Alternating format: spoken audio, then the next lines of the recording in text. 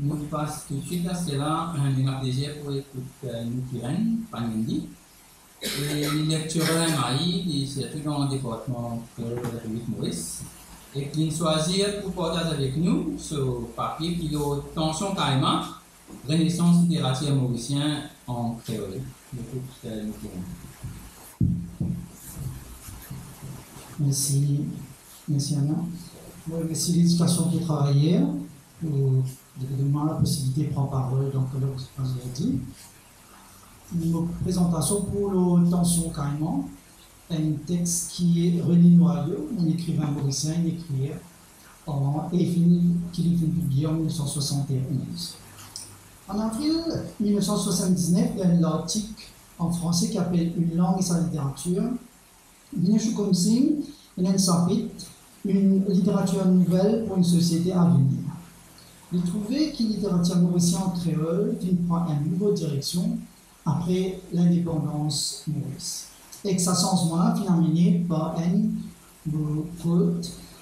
conte philosophique qui appelle Tension carrément, par René Noyau et Rosier Adjou. À nous avons un cours ensemble qui s'en a tiré René Noyau et qui était Tension carrément. Là, on trouve première édition de Tension carrément, parce qu'il y a plusieurs éditions. René Noyau, quand René Noyau publiait Tension carrément en 1971, que édition sans frontières, donc pour lui, il y a 59 ans. Et il n'est pas inconnu. Il est publié depuis bien longtemps avec plusieurs pseudonymes. Vous trouvez son initial, c'est R.N. Et que là, il y a son nom Jean Eren.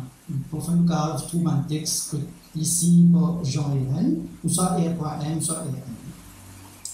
En 1934, il a une bombe dans le paysage littéraire Maurice, avec ce poème Ange au pied des reins, qui beaucoup de monde finit associé avec le mouvement surréaliste.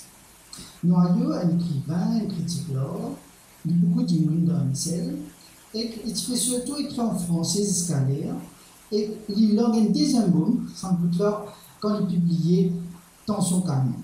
Un livre qui est bilingue, ça nous trouve des titres. Tension carrément, qui est en créole, et il y a toujours des carrément en français. Donc, le titre là, il collé parce qu'il y a une version en créole qui suit par une version en français. Nos présentations aujourd'hui pour sa renaissance, sa transformation, sa texte là amené, un texte qui est bien mince, 32 pages, d'un petit format qui coûte 50 roupies à l'époque. 50 sous à l'époque. 50 sous à l'époque. Et donc nous pouvons essayer de réfléchir à ça. Qui fait Renaissance? Qui fait Renaissance parce que depuis 1952, pas fait publier aucun texte littéraire en créole. Le dernier texte qui était publié en 1952, c'est par Xavier le juge de secret, qui publiait 40 histoires depuis. Nous avons un titre là bien bon, mais c'est. Il traduit 40 histoires, La Fontaine, il traduit en prose. Donc depuis 1952 jusqu'à 1971, aucun texte littéraire en créole. Bien sûr, il y a un texte politique, les autres. Donc, quand nous t'en dire, nous t'en tension carrément, peut-être ça rappelle nous des histoires qui m'ont grandi, tu peux raconter. Moi, ça, différemment, quand on enfant. Et une poésie après. Donc, tension carrément, René Noyau répand des histoires créoles, que t'aimes carrément ingrat, romance du monde qui finit. Dans le pays de l'indépendance qui termine un nouveau discours, un commencement, Noyau plonge dans les mémoire collective populaire, ancien, au lieu amène un nouveau thème, ou soit un nouveau genre. Noyau est extra bon là-dedans.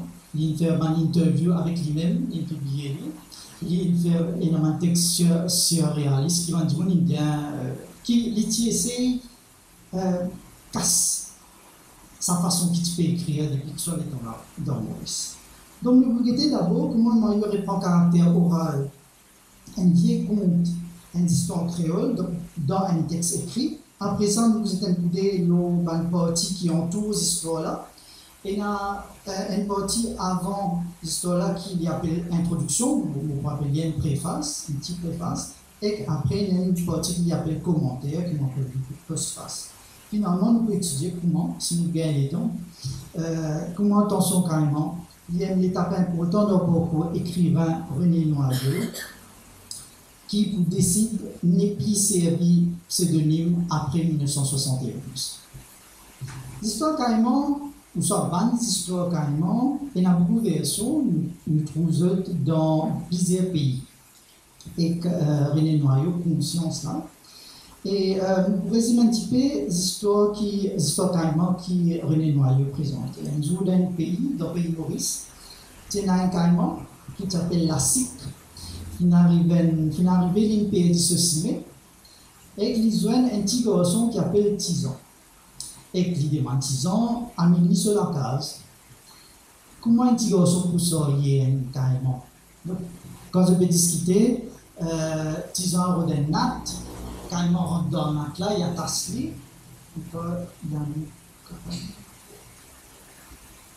ça c'est Tison, il y a Tison qui peut sortir carrément dans le nat, et il arrive que comment carrément gagner faim, c'est que ça dit nous, il souk Tison sur les bras, donc Tison est carrément pour discuter, vous connaissez carrément une raison.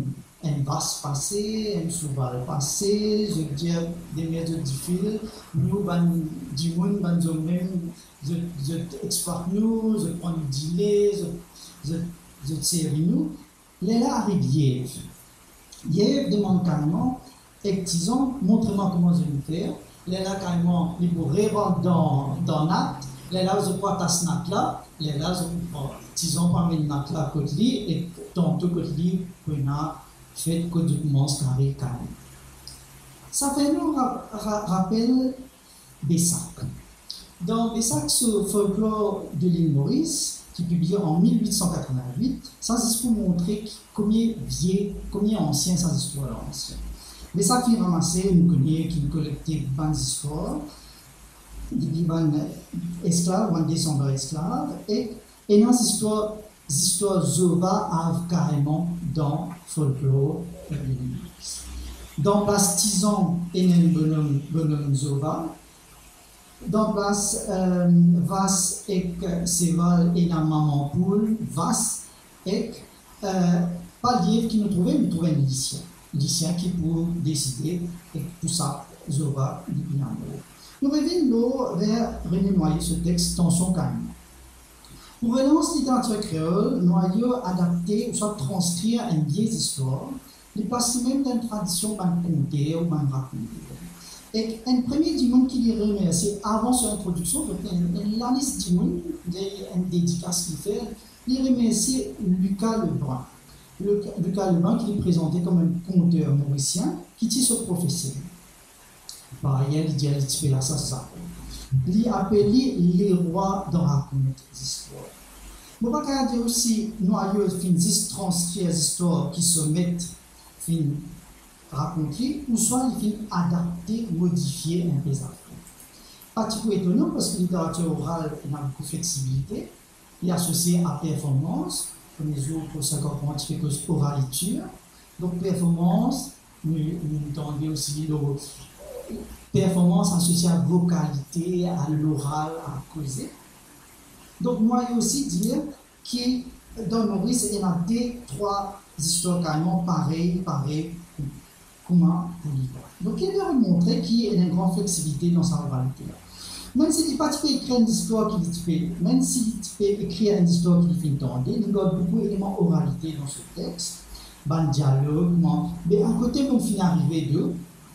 Vous connaissez qui fait ça. Donc, il y a une relation connivence qui est installée. Pareil comment elle racontait, tu peux raconter sans qu'il y ait un papier. Au fait, conter commence à disparaître au fur et à mesure qu'il peut raconter. Le personnage commence à causer. Donc, là, on a un dialogue qui continue. Bien sûr, ne pas oublier les formules classiques finition, ça veut dire quand ils ont vu mon un bout carrément, il y a un coup de pied, il tombe. Ça, c'est une affaire qu'ils trouvaient souvent dans la fin de l'histoire créole. Nous disons accès de Dieu. Ça m'a une très oralité là qui accentuée dans le noyau ce texte. Si nous comparons avec version Pessac, nous pas trouver une trace oralité dans version Pessac. Les histoires là bien plus courtes, une trace oralité bien vite. Donc, un autre élément qui nous trouvait dans le texte noyau, c'est qu'il y a une actualisation, contextualisation, créolisation, on peut dire non capable. Et dans ma phrase, comment dire, lié au passé dans Rivière-Loire, les causes Gordon Botti gouverneur, souvent il peut dire Motiasté en l'année qui Motiasté dans le magasin Saminaden, on ne peut pas trouver ça dans les versions. Donc un aspect intéressant qu'il nous trouvait aussi, c'est qu'il est un artisan et qui est dans la version noyau. Donc peut-être il essaie amène un personnage qui comment dire un peu l'archétype dans sa histoire créole pour qu'il ne pas oublier. Nous pensons que la présentation d'une histoire longtemps en créole peut être plus servie à l'autre objectif noyau qui dit sauvegarder le patrimoine. Nous trouvons ça dans ce préface et dans ce postface. Premier, dans ce préface, noyau dit à Bandimoun qui nous disait lire la bouche ouverte. Donc c'est qu'il dit, nous pas besoin commencer à lire vite en dans la bouche fermée. Donc ce que nous trouvons, parce que nous besoin extra vite, c'est qu'il dans préface, noyau qui valorise l'oralisation, c'est-à-dire nous causer, nous besoin causer pour nous exprimer, comme ça nous connaissons. Et ça, avec ça, nous causer, nous disons ça avec plus du monde. Et dans deuxième, après, quand cette histoire finit, dans ce post-face, il cause de l'écriture, l'importance qui tout dit monde, pas un groupe écrivain, tout dit monde prend plume écrire. Et il même donne sur l'adresse, bon, l'adresse un peu vague, il dit René Noyau pour lui. Il dit, j'occasion d'écrire, va une copie, donne un camarade, après envoyer, et un groupe camarade, un groupe du monde qui peut travailler avec lui. Yes, merci. Donc, tu fais penser ça, comme tu fais cause, là tu présentes Patrick Miller, Claude Chiffon, du monde qui peut apprendre à lire et qui peut écrire, donc on trouve ce qui noyau, tu peux dire. Donc voilà. Donc, aussi ce qu'il est capable de faire dans sa valorisation, l'oralité et valorisation de l'écriture pour tout le monde, et une lecture marxiste qu'il est capable de faire, et que les animaux, les vases, je dirais qu'il du monde peut exploiter, souvent il peut dire pareil. Mais aussi, il nous rappelle que sa histoire noyau, sur Pessac là, il vient depuis La Fontaine, et qui est l'homme et le serpent. Donc, il transmet et il arrive jusqu'à là. Noyau présente une satire à la société qu'il peut vivre. Dans une lettre qu'il écrit à son camarade Patrice Berger en 1981, Noyau dit « N'oubliez pas qu'il s'agit là de la lutte des classes. » C'est Noyau même qui dit ça. Que le caïman est de la dominante, que Petit Jean est de la masse populaire qui ne connaît pas sa force. Donc, quand ils ont dit, vous savez, comment vous voulez ça carrément-là, il ne pas réaliser ce capacité. Dans ce carrément, il manque un moment important dans la littérature mauricienne en créole, en 1971. Bandimoun peut écrire, composer, chanter dans une année qui vient, d'après Panorama de la littérature mauricienne, la production Treulefun, Porfeur, Langue et Ramaral, après 1971, 1977, pour une année extra importante, parce qu'il faut une premier roman en créole mauricien, René Asgarali, comme montagne rendifée, des versions publiées d'ici Salé, Lit, L'Affiné, dans l'Isier, Bamboutayenne pour publier Nouveau Lisou, un livre semaine pour la santé. Nous pensons que ça manque un tournant, apporte un tournant dans la littérature maurice et littérature maurice dans le créole. Il manque un tournant dans la vie d'un écrivain 60 ans qui fait publier depuis longtemps avec un autre pseudonyme, Jean RN, et un pseudonyme, Jean-Claude Bouet, Claude Sorti. Ça, à partir de 71, Noyau dit qu'il est venu plus servir pseudonyme. Nous trouvons qu'il y affirme une africanité dans ce texte. il est connecté avec une mémoire. Et noyau tient du monde qui finit écrire, par exemple, la tradition africaine, afro-malgache, depuis bien longtemps. Par exemple, il y a un texte qui est écrit en 1956, Présence africaine à l'île Maurice, pour cause de la pratique qui va descendant d'une sortie africaine. En 1959, il y a un poème qui s'appelle Sega de liberté. Il est écrit en français, mais il valorise Sega.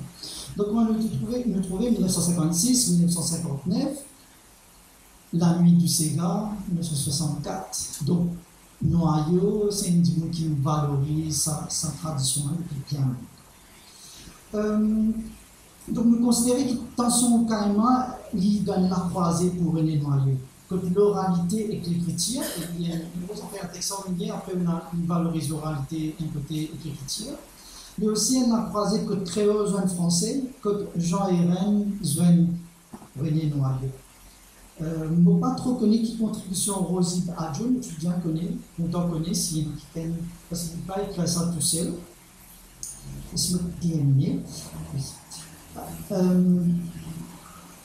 Donc, avant son introduction, René Noyau, comme tu peux dire, il dédicace ce texte à Lucas Lebrun, mais il y a aussi des du monde qui finissent retenir l'attention, les causes Birago Diop et Amadou Ampaté. Donc, tout le monde qui connaît une tradition orale, connaît que c'est même du monde qui Birago Diop a publié un conte traditionnel d'Afrique de l'Ouest.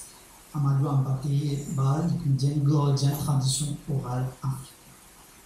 Donc, son objectif, c'est de démocratiser l'écriture, nous écrire dans toute langue qui peut encore écrire. Ça, c'est un peu ce message universel qui veut dire, écrire, servir dans le contexte maurice.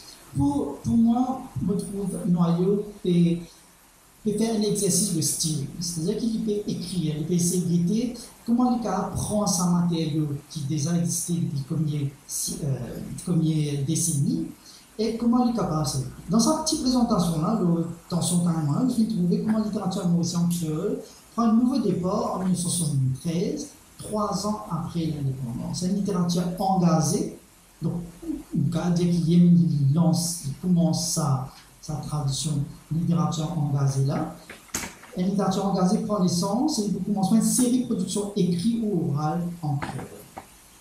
Il y a l'intention d'écrire un roman créole, un grammaire en créole, mais tout ça n'a pas ici manifesté. Mais il y a une petite citation qui m'a envie de dire. En 1971, même, dans Le Militant d'Evira Somi, écrit l'autention calme. Et il dit que sa texte-là lance, c'est un écrivain mauricien qui peut lancer dans l'engagement total et peut écrire pour les peuples.